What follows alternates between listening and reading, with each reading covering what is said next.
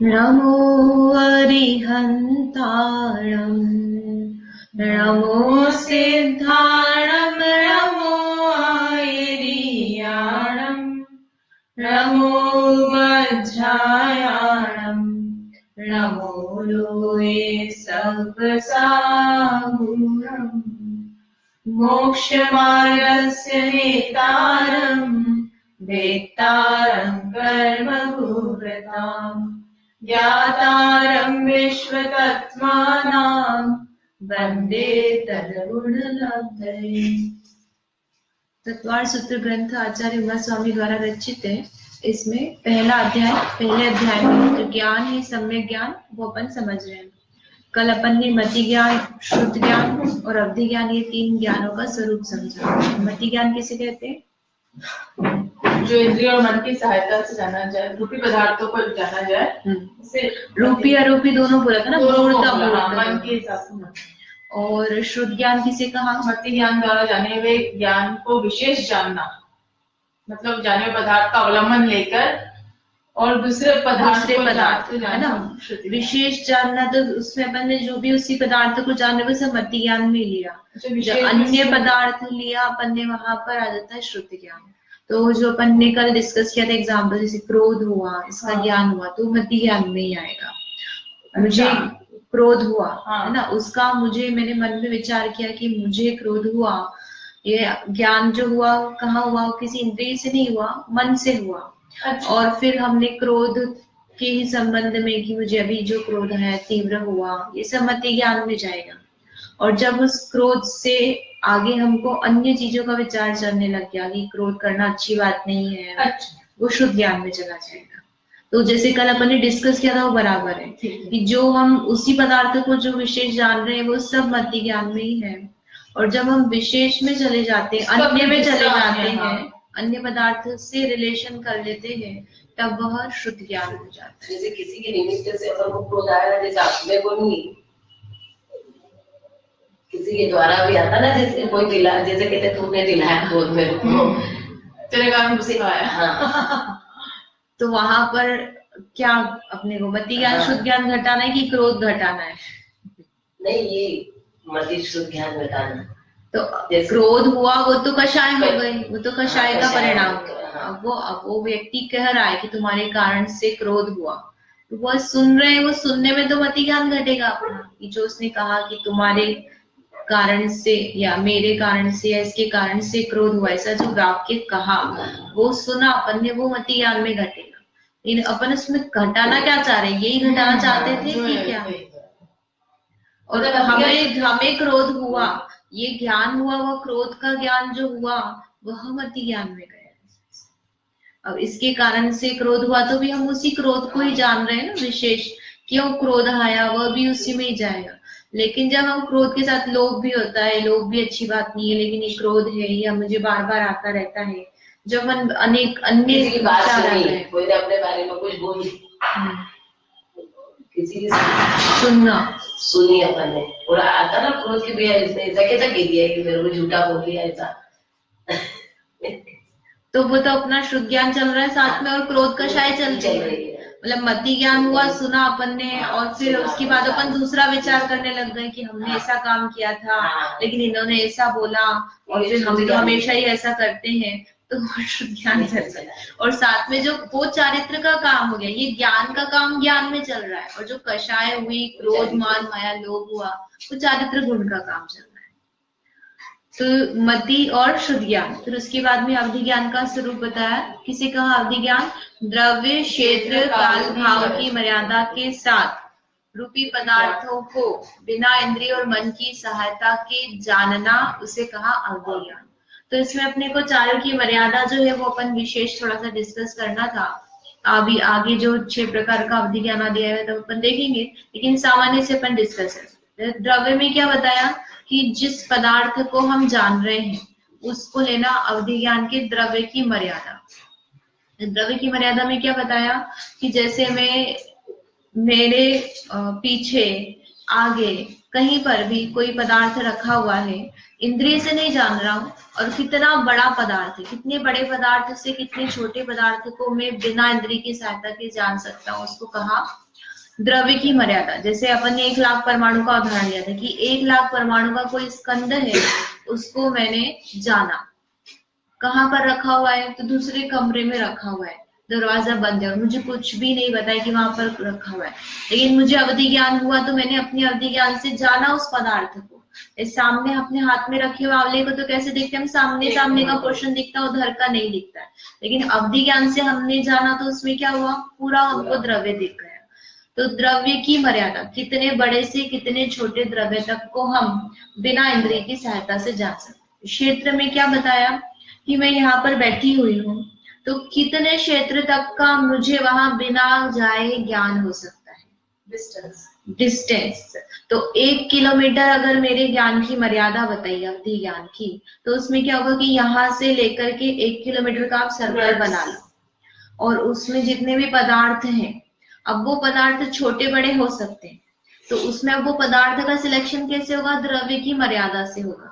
यदि मेरे द्रव्य की मर्यादा में इतने बड़े पदार्थ को जान सकता हूँ, उस मर्यादा में वो पदार्थ आता होगा, तो मैं उस पदार्थ को जान लूंगा वहां बिना गए। और हाँ, मतलब कैसा अवधि ज्ञान है, अवधि ज्ञान में अपन कैसा अच्छा अवधि ज्ञान कौन सा लेते, सूक्ष्म सूक्ष्म जाता है, तो स्थूल बड़े बड़े पदार्थों को वो जान लेगा, लेकिन कितने एरिया में जानेगा कि 1 किलोमीटर की मर्यादा है तो वो 1 किलोमीटर के ही एरिया में जानेगा। यदि 2 किलोमीटर है, 1 किलोमीटर मतलब चारों दिशा में, हाँ इधर सब दूर लगाना, 1 मीटर लगाया तो इधर से सब दूर 1 मीटर, सेंटर में चीज है उसका, हाँ 1 किलोमीटर अपन ऐसे लगाएंगे।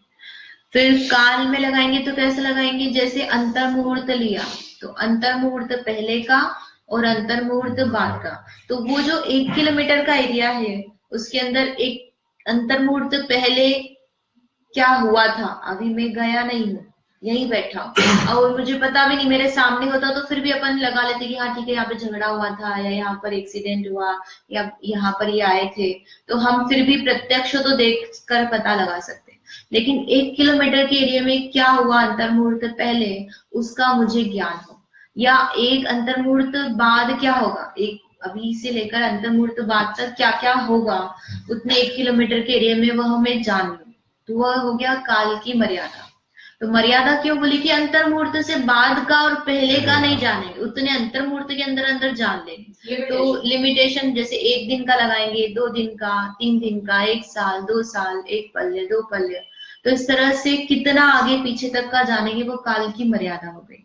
फिर भाव की मर्यादा, तो कैसी शक्ति है, मतलब वो जो उसकी क्वालिटी कैसी, कोई भी द्रव्य को हम जान रहे हैं तो उस द्रव्य में कैसा स्पर्श रस गंध वर्ण पाया जा रहा है, उसको जानने की जो शक्ति, उसको कहा भाव की मर्यादा।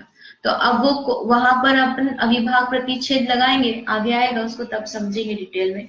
तो इतना सामान्य से समझते हैं कि द्रव्य की मर्यादा, कितने बड़े छोटे द्रव्य को जान सकता है, क्षेत्र की मर्यादा, कितने क्षेत्र के पदार्थ, क्षेत्र के अंदर के पदार्थ को जानेगा, काल कितना आगे पीछे का, और भाव पदार्थ का परिणमन कैसा है, क्या उसका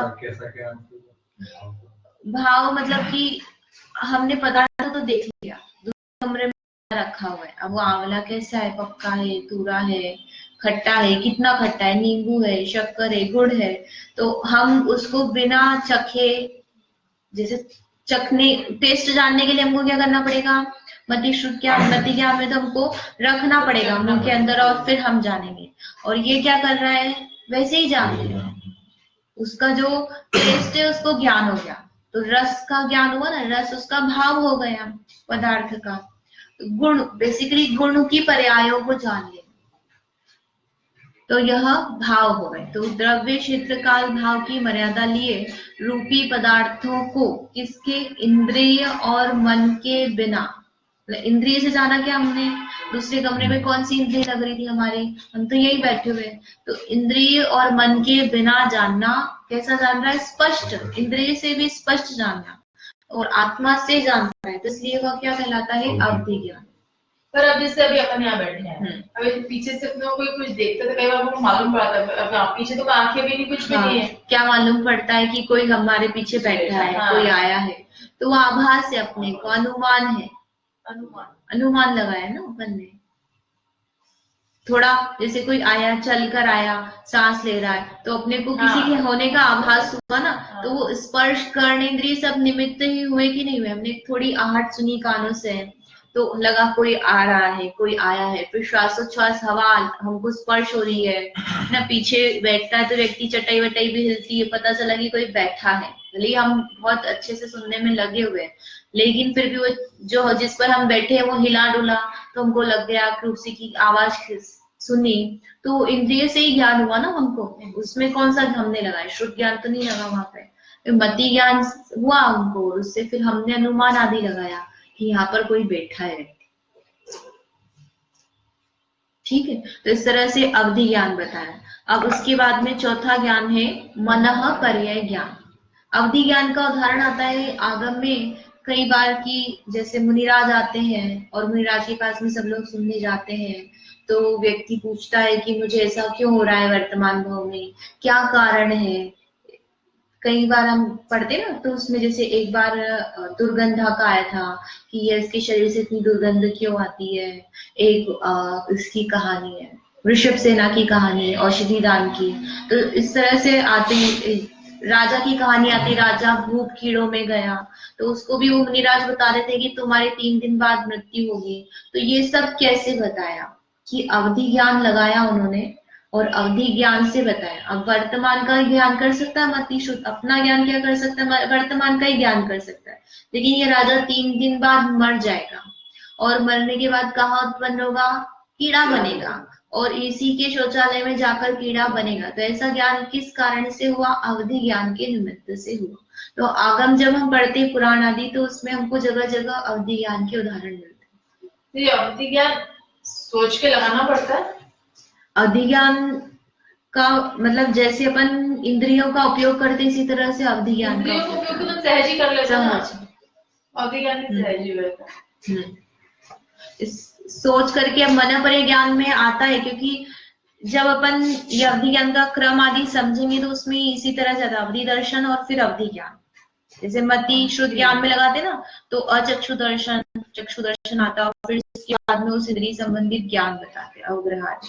तो अवधि ज्ञान में भी अवधि दर्शन है, उसमें अगर अपन मन से सोचकर लगा रहे होते हैं तो फिर वहां पर अवग्रह या ईहा या अचक्षु दर्शन कुछ तो इस तरह का ज्ञान आता, लेकिन सीधे अवधि दर्शन के बाद अवधि ज्ञान बताया है, इसका मतलब ये कि वो सहज होता है, उसमें कुछ करना नहीं पड़ता है, जैसे हम इंद्रिय से जान रहे वैसे ही उससे हमको ज्ञान होता है। वर्तमान में इंद्रियों को अपने को हो सकता होगी, वर्तमान में अवधि ज्ञान हो सकता है कि नहीं, पंचम काल में पाया जाता है कि नहीं, देख के बताएंगे।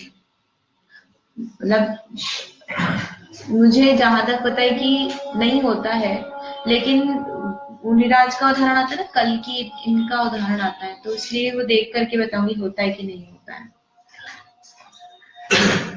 मनोबल ज्ञान नहीं होता है अवधि ज्ञान का देखकर बताऊंगी कि होता है कि नहीं। इन मनोबल ज्ञान तो पक्के से नहीं पाया जाता। अब मनोबल ज्ञान किसे कहते हैं, नाम से ही पता चलता है, मनः पर्यय, मन को जानना, उसको जानने वाला जो ज्ञान है। तो क्या बताया इसमें, जीवों के मन में स्थित जो रूपी पदार्थ है, जिनका उन जीवों ने जटिल या सरल रूप से विचार कर लिया है या भविष्य में करेंगे। ये 2 आए हैं, सरल या जटिल मन से उस पदार्थ का विचार कर लिया है। कर लिया मतलब क्या हो गया, पास्ट टेंस, भूतकाल में, कल मैंने क्या सोचा था, और या भविष्य में करेंगे, तो अभी कल में इसी समय पर क्या सोचूंगा, ये क्या हो गया, कल सोचूंगा, भविष्य काल का। और इसमें एक और आना चाहिए वर्तमान का, कि अभी भी सोच रहा है, पूरा नहीं हुआ है। तो वो जो मन में जो विचार चल रहा, उनको स्पष्ट जानने वाले ज्ञान को मनः पर्यय ज्ञान कहते हैं। क्या बताया इसमें, सबसे पहली कंडीशन है मन में स्थित जो रूपी पदार्थ है ना। यदि कोई जीव अपनी आत्मा का ध्यान कर रहा है, तो उसको मनः पर्यय ज्ञान जान सकता है कि नहीं, क्यों नहीं जान सकता है, आत्मा कैसी है, रूपी नहीं है। आत्मा कैसी है, अरूपी। रूपी किसे कहते हैं, रूपी किसे कहते हैं, है ना, जिसमें स्पर्श रस गंध वर्ण पाया जाता है, उसको रूपी कहते हैं। तो जैसे ये किताब है, किताब में स्पर्श रस गंध वर्ण पाया जाता है, ये रूपी हो गई। और आत्मा में स्पर्श रस गंध वर्ण पाए जाते हैं क्या? नहीं। तो आत्मा रूपी है कि अरूपी है? तो आत्मा अरूपी है। सिद्ध भगवान रूपी है कि अरूपी है? सिद्ध भगवान अरूपी है, लेकिन उनका आकार तो बनाते हैं अपन। सिद्ध भगवान की प्रतिमा है कि नहीं मंदिर में, तो वो रूपी हुए कि अरूपी हुए? आकार से रूप का संबंध नहीं है। कोई भी पदार्थ है, कल भी अपन ने समझा था कि आकार से रूप का संबंध नहीं है, स्पर्श रस गंध वर्ण से रूपी अरूपी या मूर्ति का मूर्ति के। एक परमाणु भी होगा तो वो जगह घेरेगा, है ना, जगह घेरेगा तो उसका शेप भी बनेगा, आकार होगा कि नहीं होगा। अब भले वो दिखे या नहीं दिखे, तो रूपी अरूपी का आकार से संबंध नहीं है।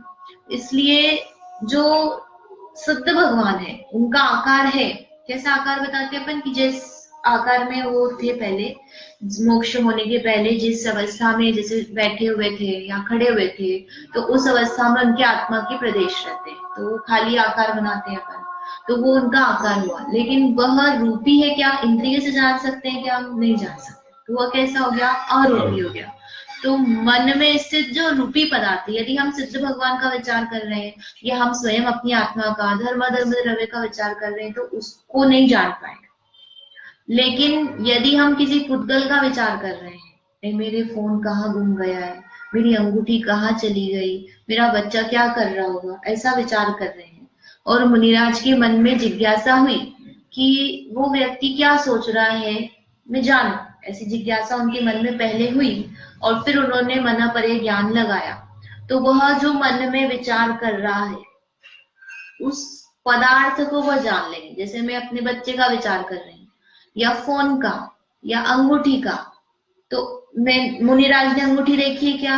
नहीं देखी है, लेकिन वो उस अंगूठी को जान लेंगे।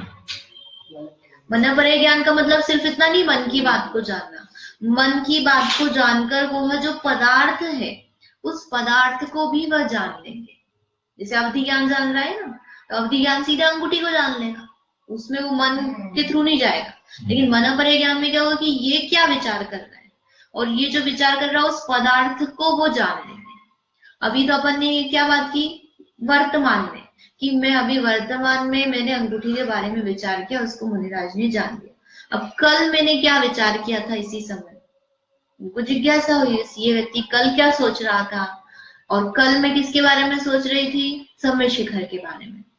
तो मुनिराज किसको जान लेंगे? समय शिखर। अब कल मैं अकृत्रिम चैत्यालय के बारे में सोचूंगी तो वो किसको जान लेंगे? अकृत्रिम चैत्यालय को। तो इस तरह वो मन को भी जानेंगे, और मन में जिस पदार्थ को विचार कर रहे हैं उस पदार्थ को जानेंगे।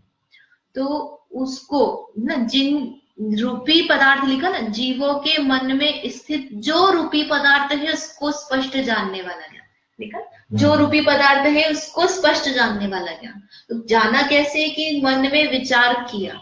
मन में कब विचार किया? भूतकाल, भविष्यकाल, वर्तमान। अब यहाँ पर एक बात और आई है, सरल या जटिल मन। अब सरल और जटिल मन का मतलब क्या हुआ?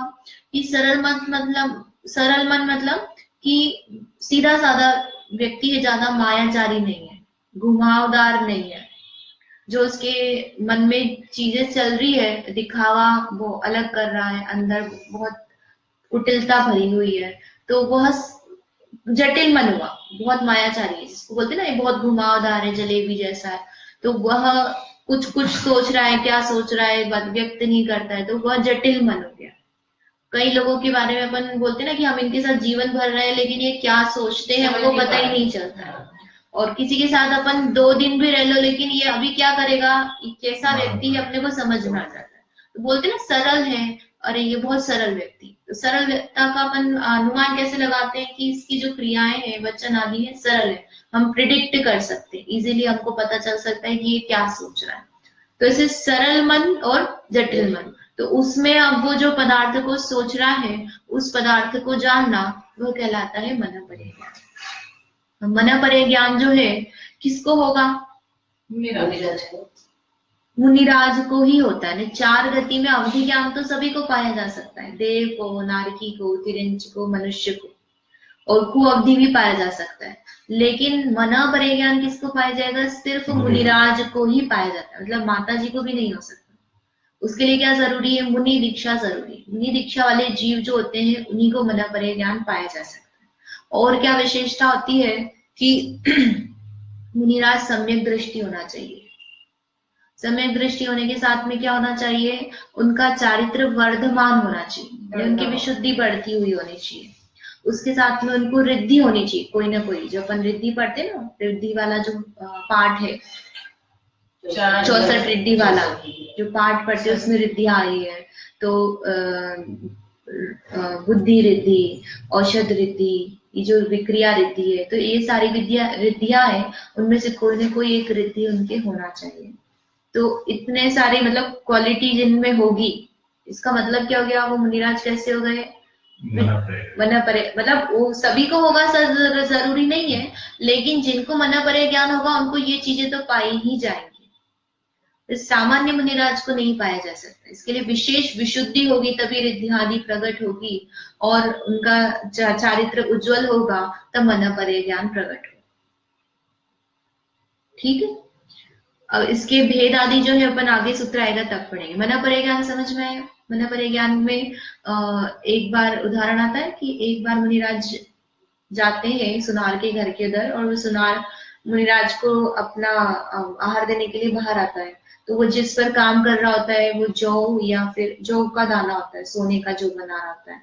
तो जब वो वापस आता है तब वो जौ गायब हो जाता है। और फिर मुनिराज, वो जो सुनार होता है, उसको क्या होता है, विचार आता है कि अरे क्या हुआ, ये जो कहाँ चला गया। तो सोचता है कि कौन आया था यहाँ? तो मुनिराज ही आए थे और तो कोई आया नहीं था। तो वह जो रहता है सुनार, वह जाता है और मुनिराज को सिर पर ऐसा पिला देता है, चमड़े का कुछ क्या बोलते हैं, लपेट देता है, मतलब उसके उनके सिर पर चमड़ा लपेट देता है। और फिर बारिश तूफान आता है तो वो जो चमड़ा होता है, वो चमड़ा क्या होता है, गस जाता है। उस बीच में क्या होता है कि मुनिराज को ये विचार आता है कि ये ऐसा क्यों कर रहा है। तो मुनिराज मना परे ज्ञान लगाकर जानते हैं कि क्या हुआ, इसको प्रॉब्लम क्या हुई कि जो इसका सोने का जो हो गया है। तो वह क्या कहाँ गया, तो वो पता लगता है कि वह कबूतर है, वो कबूतर ने खा लिया उसको, जौ समझ के, अन्न समझकर उसको खा लिया। और वो कबूतर पेड़ पर बैठा है, तो अब वो मर जाएगा, तो इसलिए वो कुछ बोलते नहीं है। और तूफान बिजली कड़कती है तो वो डर जाता है कबूतर, तो वो बीट करता है, और बीट में फिर उसको वो दिखता है बाद में सुनार को कि अरे ये तो यार, तो उसको बहुत अफसोस होता है। लेकिन वो मुनिराज के ऊपर उपसर्ग तो हो ही गया था। ऐसे ही अंगूठी का भी आता है कि एक बार सुनार की अंगूठी कौवा या कोई उठा कर ले जाता है और फिर कमल के फूल में डाल देता है।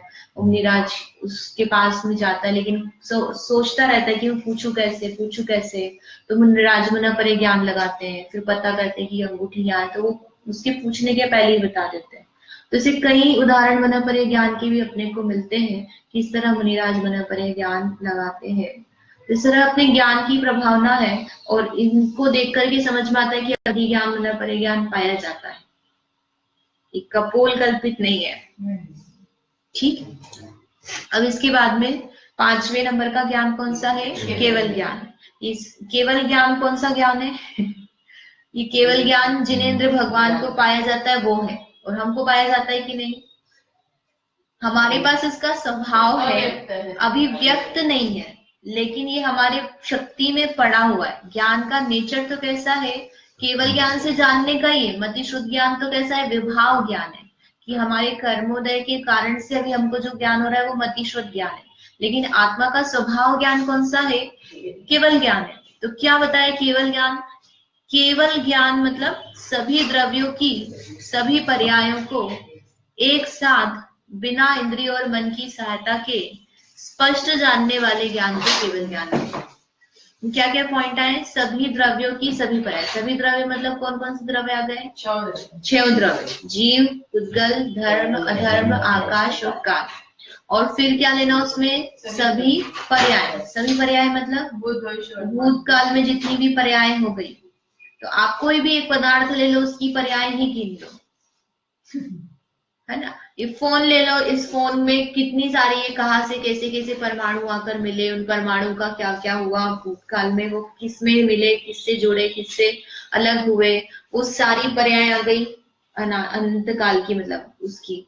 और फिर अभी वर्तमान की पर्याय, और फिर वो उसके परमाणु का विघटन कैसे होगा, कहाँ जाएंगे, भविष्य काल की। तो इसी की पर्याय कितनी सारी हो जाएंगी।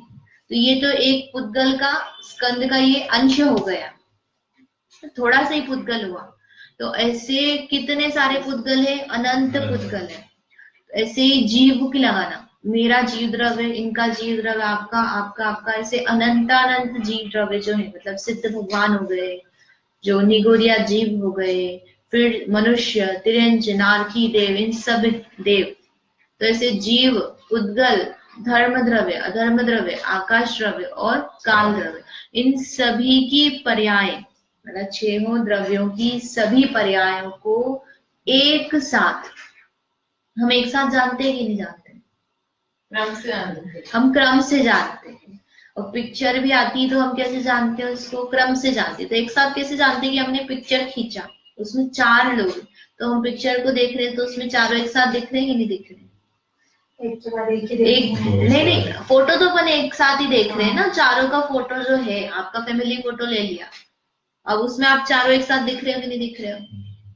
टीवी में हम जो भी दिख रहा है वो उतने पोर्शन को एक साथ ही देख रहे हैं ना। तो ऐसे ही आप समझ लो कि केवल ज्ञान में वो सारी चीजें एक साथ दिखती है। जैसे ऐसा बोलते हैं एक अणु, भगवान एक अणु को, मतलब अणु के पर्याय को जानते हैं ना।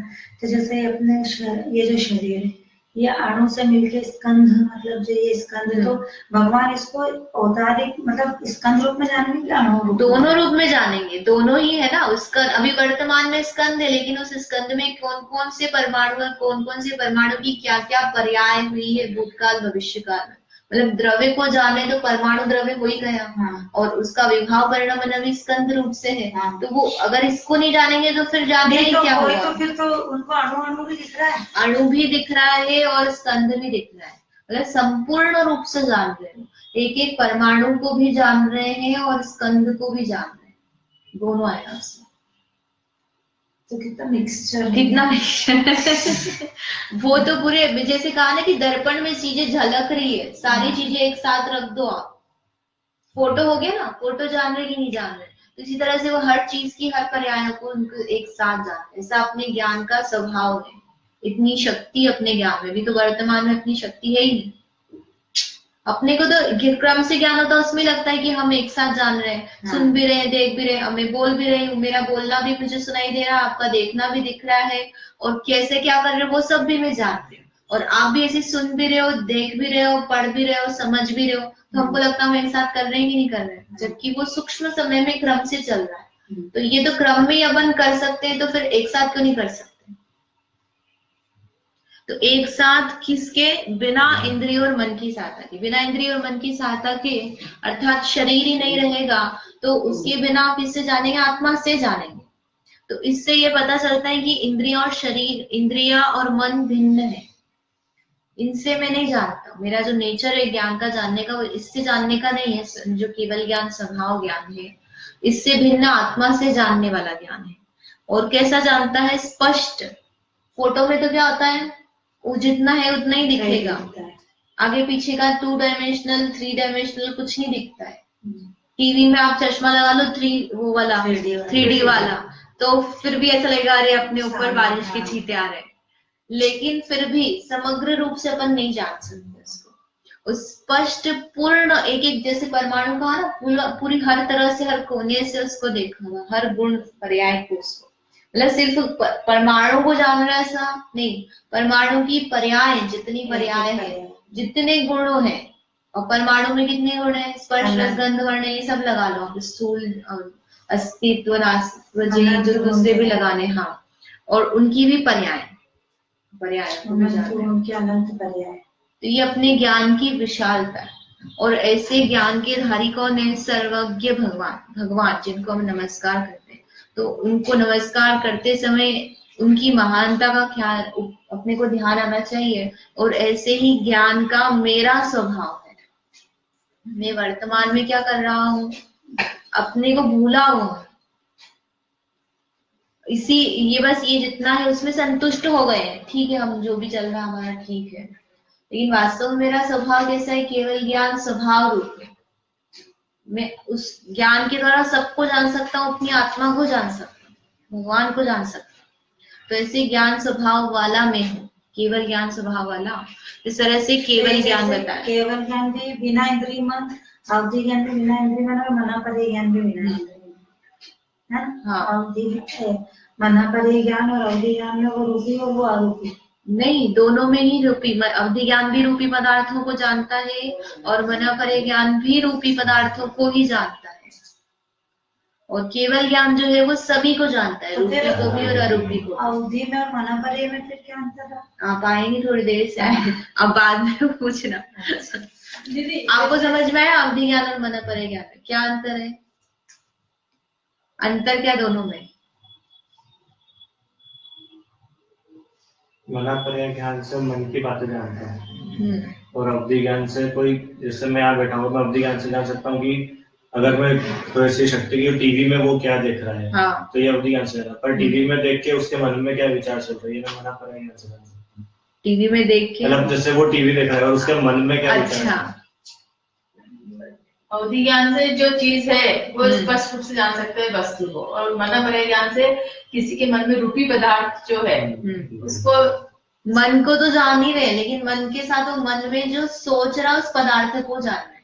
जैसे उदाहरण दिया था ना कि अवधि ज्ञान से सीधे अंगूठी को जाना, दूसरे कमरे में पड़ी हुई है और ये अंगूठी के बारे में सोच रहा है, तो इसके मन को जाना और फिर मैंने अंगूठी को जाना, तो जाना दोनों में अंगूठी को, लेकिन ये मन में क्या सोच रहा है इसको जान करके उस पदार्थ को जाना, और अवधि ज्ञान सीधे अंगूठी को जाना। ऐसा अपन प्रार्थना में करते ना कि वो अवधि ज्ञानी मुनिराज को उनके मन की बात पढ़ ली, तो फिर मतलब वो मनापरे ज्ञानी भी थे।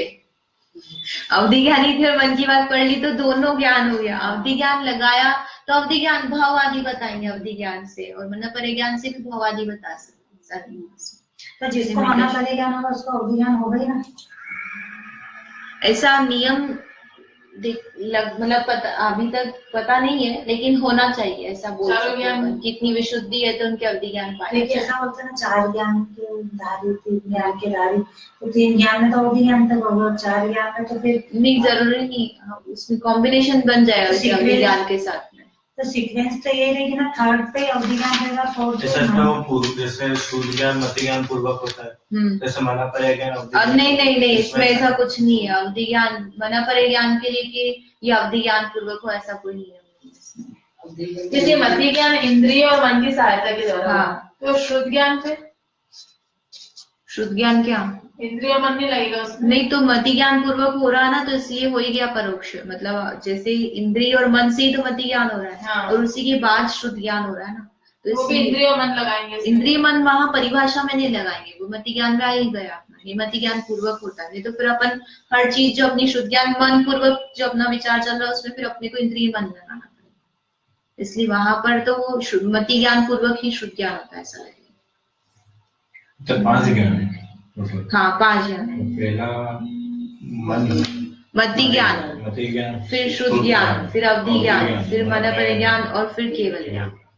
तो अब हमको कौन सा ज्ञान है वर्तमान में? तो मति और शुद्ध ज्ञान हमारा जो ज्ञान है, और स्वभाव कौन सा है?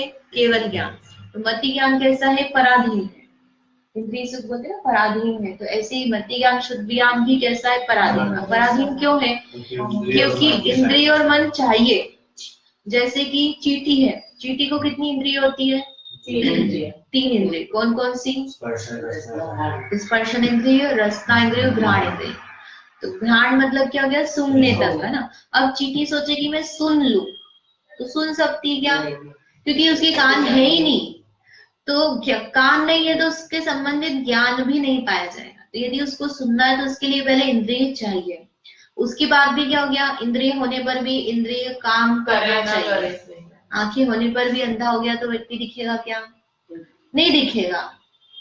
ये हो गए कान से बहरा हो गया, तब वो सुन नहीं सकता, तो पराधीन होगा कि नहीं? इंद्रिय की क्षमता, अब आंखें होने पर भी हमारे पास चश्मा नहीं है तो हम देख नहीं सकते, तो हमारा मति ज्ञान पराधीन हुआ कि नहीं हुआ? चश्मे के बिना आंखें हैं हमारे पास में, लेकिन और हमारे देखने की मतलब हम देख भी सकते हैं, लेकिन चश्मा नहीं है तो हम पढ़ नहीं सकते, तो वह पराधीन ज्ञान हो गया। और केवल ज्ञान के लिए इंद्रिय मन किसी की जरूरत ही नहीं है। और इंद्रिय मति शुद्ध ज्ञान कैसे? क्रमिक, इंद्रियों द्वारा पदार्थों को क्रम से जानता है। तो या तो हम सुनेंगे या स्पर्श करेंगे या सूंघेंगे या चखेंगे या देखेंगे। इनमें पांचों में पांचों काम होते हुए भी हमारा उपयोग जो है उनमें एट ए टाइम एक जगह ही लगेगा। हम न्यूज़पेपर पढ़ रहे हैं और चाय भी पी रहे हैं और बैठे हुए भी हैं, एसी की हवा भी खा रहे हैं, लेकिन हमारा उपयोग किस में गया? या तो हम खबर पढ़ने में या चाय पीने में। पीते हुए भी हमारे रस में, अगर पी लिया तो हमको ध्यान नहीं रहेगा। कई बार ऐसा होता है ना कि हमको कोई ने आवाज दी, लेकिन हम पढ़ने में इतने तल्लीन है कि हम क्या बोला उसने सुना नहीं। ये जरूर सुना हमने कि उसने हमको बुलाया था, फिर अपन पूछते क्या बोला, इतना ज्ञान है हमको कि उसने कुछ बोला था। तो इसलिए यह इंद्रियों से ज्ञान जो हो रहा है वो कैसा है? क्रमिक है। जैसे अपन समझ लो 5 विंडो है, पांचों विंडो कैसी खुली हुई है, लेकिन अब हम उसमें से देख रहे हैं तो बाहर देख रहे हैं तो हम देखेंगे तो एक ही जगह से, मतलब किसी में से ही एट ए टाइम एक में से ही बाहर देख सकते हैं ना। खुली भले ही पांचों है, लेकिन उसमें से हमको देखने में तो एक में से ही आएगा। तो इसी तरह मति शुद्ध ज्ञान का है कि वो क्रम से होता है। मैं कह रही हूँ शब्द और आप सुन रहे हो, तो वह कहना और सुनना दोनों कैसे हो रहा है? क्रम से हो रहा है। जो विचार चलता है अपना, वो विचार भी कैसे चलता है? क्रम से। हम आत्मा का ध्यान भी करेंगे तो कैसा होगा? क्रम से होगा। ये मैं ज्ञान वाला हूँ, दर्शन वाला हूँ, सुख वाला हूँ, वीर्य वाला हूँ, ये भी कैसा होगा? क्रम से होगा। लेकिन केवल ज्ञान में कैसा होगा? सबको एक साथ जान, युगपत संपूर्ण पदार्थों को इंद्रिय बिना एक साथ जानता है। और क्या है विशेषता इसमें कि मति शुद्ध ज्ञान क्षणिक क्षणिक होने से क्षणिक है। क्षणिक कैसे है कि अब बचपन में हमको जैसा मति शुद्ध ज्ञान होता था अभी वैसा है क्या? इंद्रियां ही अपने को कमजोर हो जाती है, समझ में नहीं आता है। अब जैसे अभी तो आप लोगों का सबका टेस्ट जो है वो अच्छा होगा, थोड़े समय बाद वृद्धावस्था और आ जाती है, तब अपन लोगों से कहते हुए सुनते ना कि मुझे नमक ज्यादा लग रहा है, और हम बोलते नहीं हमें तो नहीं लगा, आपको नमक तेज लग रहा है, आपका टेस्ट खराब हो गया है, या तीखा लग रहा है, कड़वा लग रहा है। तो वह चेंज कैसे हो गया? मति ज्ञान जो है वो हर समय प्रकट अपनी जो पर्याय हो रही है वो उतना उतना ही हर समय प्रकट हो रहा है। तो ज्ञान के क्षयोक्षम, कभी ज्ञान कम है कभी ज्यादा है, तो उसके अकॉर्डिंग वो कैसा है? क्षणिक ज्ञान है। मतलब कुछ समय का अरे आपको इतना समय का नहीं समझ में है तो इतना भाव जितना ही हो गया। अभी हम संगी पंचेंद्रिय, तो हमको संगी पंचेंद्रिय जितना ज्ञान है। चीटी बन जाएंगे तो कितना ज्ञान होगा? 3 इंद्रिय जितना। लट बन जाएंगे तो 2 इंद्रिय जितना। तो क्षणिक हो गया कि नहीं हो गया? उतना भी अपने क्षणिक ही माना जाएगा। तो इस तरह से मति शुद्ध ज्ञान क्षणिक है, और केवल ज्ञान एक बार प्रकट हो गया तो कभी नष्ट होने वाला ही नहीं है, शाश्वत है। मति शुद्ध ज्ञान घटता बढ़ता रहता है। ये अपने को देखने में आता है कि हमारी दृष्टि कभी तेज कभी कम, सूंघने की क्षमता कम ज्यादा चलती रहती है, वो देखने में आता है। और मति शुद्ध ज्ञान इंद्रियज ने इंद्रियों से उत्पन्न ज्ञान है। इंद्रियां चाहिए, शरीर चाहिए उसके लिए। और केवल ज्ञान अतीन्द्रिय, उसमें शरीर की, इंद्रियों की कोई सहायता की जरूरत नहीं है। इस तरह से 5 ज्ञानों का स्वरूप हुआ। आप पढ़ना एक बार, जिसका जो छूटा है, एक अल्टरनेट आते हैं तो अच्छा है। मतलब ये 5 ज्ञान जो है बहुत समझने लायक है। मति शुद्ध ज्ञान तो बिल्कुल अपने को पक्के होने चाहिए। जो आपका कल छूट गया, जो अपन ने कल डिस्कस किया था कि क्रोध हुआ, क्रोध को जाना, तो वह भी मति ज्ञान है। और फिर क्रोध से संबंधित अन्य जो ज्ञान हुआ शुद्ध ज्ञान है।